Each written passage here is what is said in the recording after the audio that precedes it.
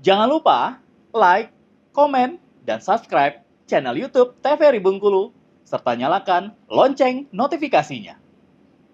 Ya, Assalamualaikum warahmatullahi wabarakatuh. Halo pemirsa TVRI Bengkulu, senang rasanya bisa berjumpa kembali dengan Anda. Apa kabarnya? Semoga tetap sehat dan semangat selalu menjalani aktivitas setiap harinya ya. Senang bisa berjumpa kembali dengan Anda di Berendo TVRI Bengkulu bersama saya Mikrom Amadea Utama yang akan menemani Anda selama 1 jam ke depan. Hari ini adalah edisi spesial, kita akan membahas sebuah layanan darurat yang bisa menyelamatkan kita dalam situasi-situasi darurat seperti kesehatan dan juga kebencanaan, yaitu Public Safety 119, sebuah layanan darurat yang hadir untuk menjawab kebutuhan kita masyarakat dalam situasi kritis.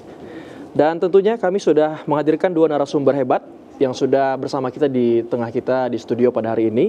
Izinkan kami menyapa terlebih dahulu. Yang pertama ada Bapak Padli, selaku Sekretaris PMI Kota Bengkulu. Selamat sore Bapak. Selamat sore. Apa kabarnya Bapak? Alhamdulillah baik. Baik, tentu di PMI selalu membara ya dalam melakukan tugas. Alhamdulillah. Oke, selanjutnya ada Pak Andi Afrizal, selaku PJ Program Krisis Kesehatan Dinas Kesehatan Provinsi Bengkulu. Saya panggil Pak Andri. Siap.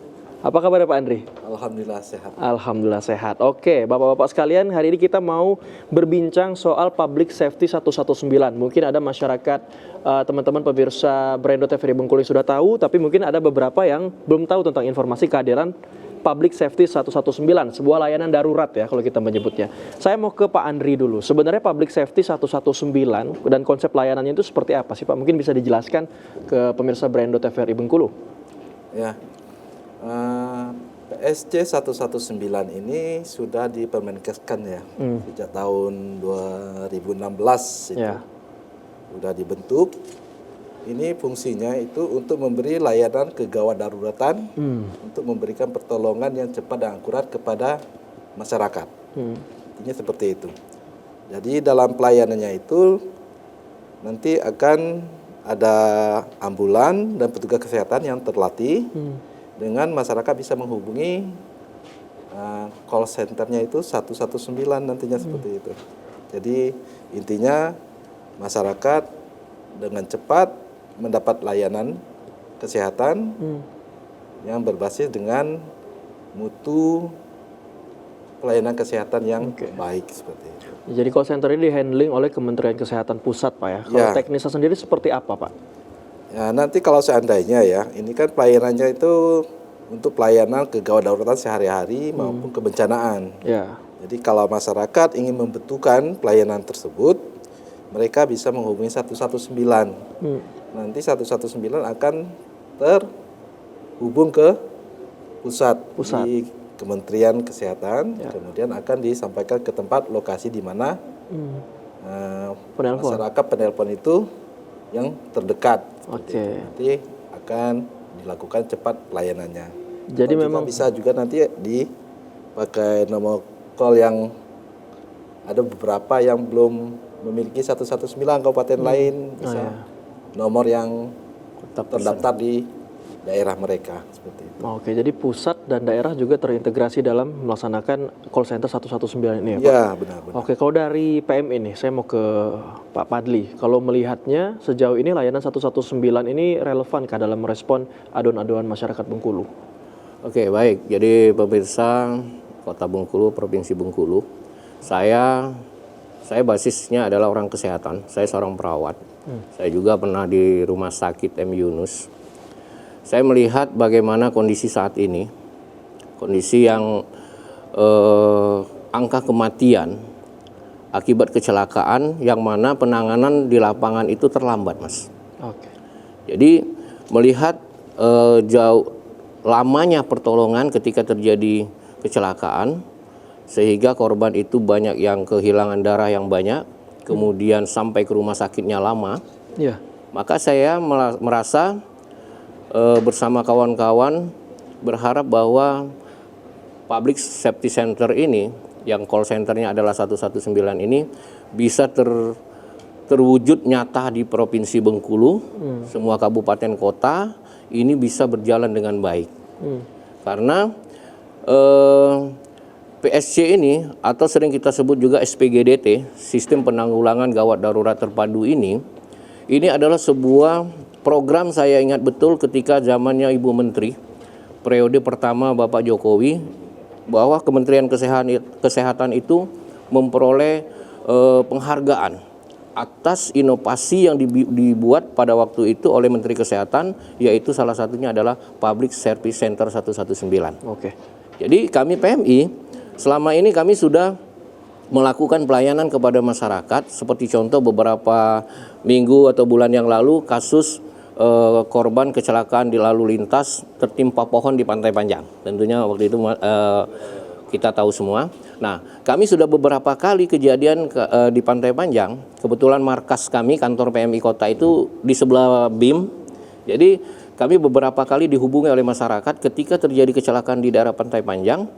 Kami langsung menuju lokasi dan kami melakukan evakuasi menggunakan ambulan. Kebetulan PMI Kota itu alhamdulillah dibantu oleh Wali Kota. Ada 2 ambulan pelayanan gawat darurat. Dan kami langsung mengevakuasi dan kami akan rujuk ke rumah sakit terdekat. Bisa ke Rumah Sakit Bayangkara atau Rumah Sakit Tiara Sela atau Rumah Sakit Kota Bengkulu. Nah, melihat apa yang sudah kami lakukan beberapa kali kejadian, maka kami berharap ini tidak hanya PMI Kota Bengkulu saja yang melakukan pelayanan-pelayanan seperti itu. Kita berharap puskesmas juga ini bisa dilibatkan. Sehingga korban meninggal akibat kecelakaan itu di dalam perjalanan itu turun angkanya.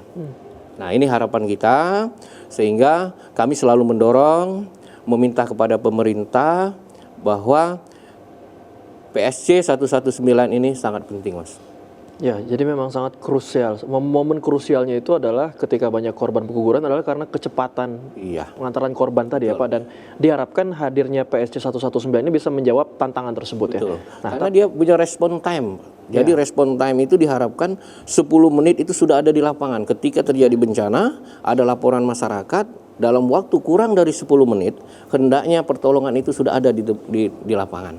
Sejauh ini PMI seperti apa Pak dalam meningkatkan kecepatan? Alhamdulillah begitu kita dilaporkan, karena ambulan kita standby, kemudian relawan PMI juga standby bahkan mereka tidur di markas, mereka langsung ke lapangan. Oke, menarik, itu nanti akan saya tanyakan mengenai persiapan PMI sendiri sepertinya sehari-hari itu seperti apa nih dalam merespon keluhan-keluhan dari masyarakat. Tapi saya mau kembali ke Pak Andri. Kalau tadi kita lihat bahwasanya luar biasa kehadiran call center ini. Tapi sebenarnya masyarakat kita sudah cukup paham, sudah cukup tahukah dengan kehadiran program ini, Pak? Mungkin bisa dijelaskan kondisinya? Memang program ini sebenarnya sih sudah lama ya. Ya. Hanya saja mungkin karena promosinya yang kurang. Nah, kita tahulah sendiri ya.